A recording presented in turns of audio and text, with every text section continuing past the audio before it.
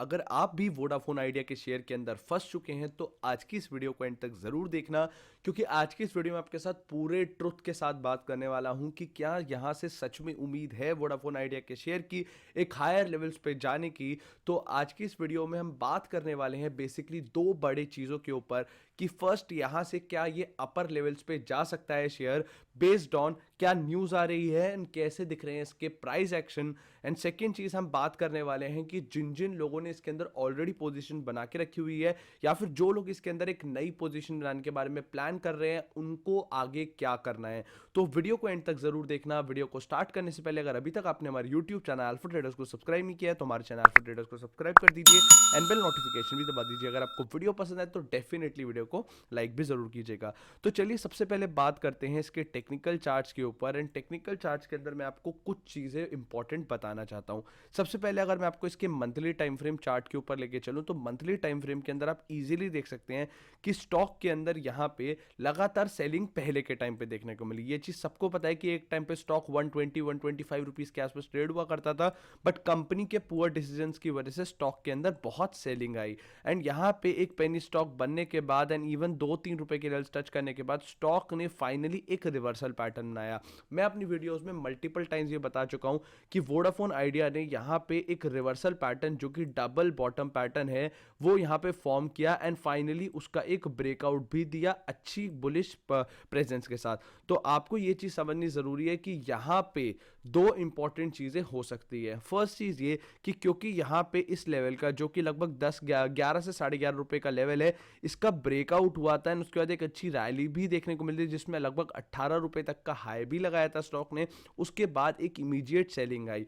Immediate selling क्यों आई? क्योंकि बहुत सारे लोग जिन्होंने बहुत टाइम से यहाँ पे स्टॉक होल्ड कर रखा था पहले के लेवल्स पे या फिर जिन्होंने इन बॉटम के लेवल्स पे पेनी शेयर बाय किया था, उनको जैसे ही 16 17 18 रुपए के लेवल दिखने स्टार्ट हुए सब ने इमीडिएट सेलिंग एंड अपनी प्रॉफिट बुकिंग या फिर अपनी लॉस बुकिंग स्टार्ट कर दी, जिसकी वजह से यहाँ पे इतना बड़ा डाउनफॉल आया। देखिए मैं हमेशा आपको एक चीज बताता हूँ, जितने भी मार्केट में बड़े प्लेयर्स होते हैं वो इसीलिए पैसा कमा पाते हैं क्योंकि उनको पहले से पता होता है रिटेल ट्रेडर्स किस तरीके से सोचते हैं।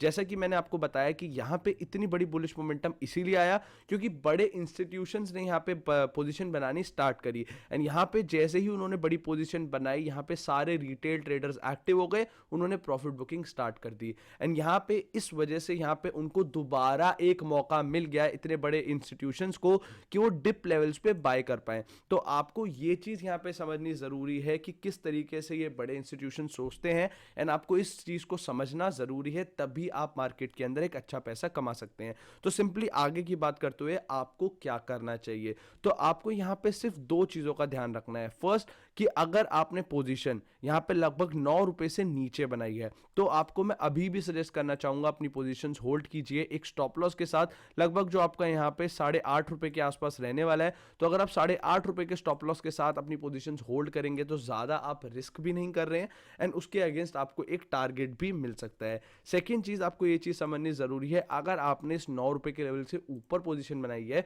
तो आपको यहाँ पे या तो लॉन्ग टर्म के लिए पोजीशन होल्ड करनी है या फिर आप इसके अंदर क्विक पैसा कमाने आए थे। तो अगर आप क्विक पैसा कमाने आए हैं तो मैं आपको बोलना चाहूंगा डेफिनेटली अपनी पोजीशन से एग्जिट कर जाइए, क्योंकि अभी कुछ टाइम के अंदर तो एक बड़ा मोमेंटम वोडाफोन आइडिया के अंदर आता हुआ नहीं दिख रहा, क्योंकि अभी स्टॉक के अंदर एक ब्रेकआउट आया फिर एक रीटेस्ट यहाँ पे जैसा देखने को मिल रहा है। तो एटलीस्ट स्टॉक कुछ टाइम यहाँ पे कंसोलिडेट करेगा, उसके बाद अगर एक ब्रेकआउट देगा तो एक पॉजिटिव साइड मोमेंटम हो सकता है। आई नो बहुत सारे लोगों को ये चीज बुरी लग रही होगी, बट मैं आप लोगों के पैसा एंड आप लोगों के टाइम का बहुत वैल्यू करता हूं एंड अगर आप इसके अंदर अपने पैसे फंसा के रखेंगे तो उस पैसे को आप कहीं और यूज करके पैसा कमा सकते थे एंड उसको यहां पे फंसा के आप अपना टाइम एंड अपना पैसा दोनों वेस्ट कर रहे होंगे। तो आई होप आपको ये चीज समझ आ रही होगी। चलिए अब बात करते हैं कि अब यहां पे क्या हो सकता है। उससे पहले मैं आप लोगों के साथ एक इंपॉर्टेंट अनाउंसमेंट करना चाहता हूं।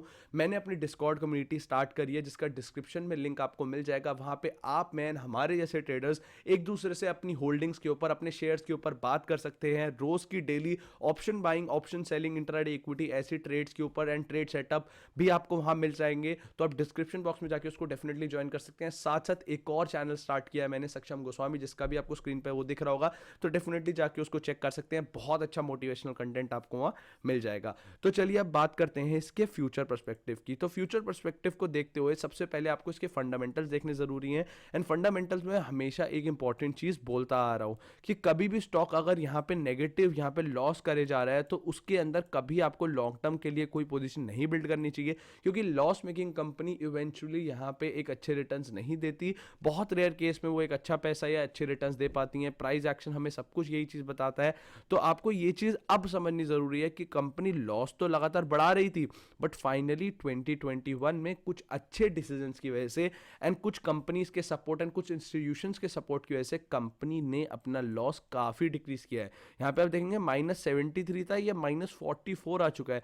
एंड अगर कमिंग क्वार्टर्स में, मैं अभी नहीं बोल रहा हूं, बिल्कुल ये बोलूंगा, अगर कमिंग क्वार्टर्स में ये लॉस और कम होता है, ये कंपनी वापस प्रॉफिटेबिलिटी की सिचुएशन में जाना स्टार्ट होती है, तो एक अच्छी पॉसिबिलिटी है कि स्टॉक वापस अपने पुराने लेवल जो कि 100-120 उस तक भी पहुंच सकता है। तो बस आपको यहाँ पे पेशेंस रखनी है अगर आप इसके अंदर लॉन्ग टर्म के अंदर हैं। एंड सिंपली मैं आपको ये बोलना चाहूंगा कि अगर इसके अंदर पोजीशन बनाना भी चाहते हैं तो करंट लेवल से एक अच्छे लेवल्स दिख रहे हैं, क्योंकि यहाँ पे एक सेलिंग आ चुकी है। अब स्टॉक यहाँ फ्लैट मूव करेगा या फिर थोड़ी और एग्रेसिव सेलिंग दिखा के 8 या 8.5 रुपए के लेवल पे आने के बाद एक रिवर्सल की प्लानिंग भी कर सकता है। तो आपको इसी प्लानिंग के साथ स्टॉक के अंदर रुकना है। एंड सिर्फ और सिर्फ उन लोगों को बोलना चाहूंगा जो लॉन्ग टर्म के लिए शेयर को होल्ड करने को तैयार है, उनको अपनी पोजीशन होल्ड कीजिए, या फिर जिन्होंने एकदम बॉटम के डिप लेवल्स पे बाइंग कर रखी है उनको मैं बोलूंगा होल्ड कीजिए। बाकी सब लोगों को बोलना चाहूंगा एग्जिट कर जाओ। उस पैसे को जो आपके यहाँ से निकलेंगे उसको किसी और बेटर शेयर में लगा के आप अच्छा पैसा कमा सकते हैं। मैं वीडियो चैनल पे रोज ऐसी वीडियोस डालता हूँ, जैसे शेयर्स के अंदर अपॉर्चुनिटी डालता हूँ जिसके अंदर आप पैसा इन्वेस्ट करके एक अच्छा पैसा कमा सकते हैं, बट हमेशा अपना एनालिसिस जरूर करिए। तो डेफिनेटली आप और वीडियोस को भी चेक कर सकते हैं। तो आई होप आपको ये एनालिसिस पसंद आया होगा। अगर पसंद आया हो तो डेफिनेटली वीडियो को लाइक करना, वीडियो को अपने फ्रेंड्स के साथ शेयर करना। बाकी थैंक यू गाइस, मिलते हैं अगली वीडियो में।